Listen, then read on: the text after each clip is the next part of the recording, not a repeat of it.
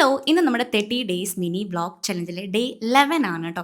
ഇന്നെനിക്ക് വർക്ക് ഉണ്ടായിരുന്നു. ഇന്ന് ഞാൻ സ്പെക്സ് ഒക്കെ വെച്ചിട്ടാണ് പോയത്. പിന്നെ ഇന്ന് ഞാൻ ട്രീറ്റ്മെൻറ്റ് എടുത്തിട്ടുണ്ടായിരുന്നു ട്ടോ. അതായത് ആൻറ്റി ഡാൻഡ്രഫിനുള്ള ഒരു ട്രീറ്റ്മെൻറ്റ് എടുത്തിട്ടുണ്ടായിരുന്നു.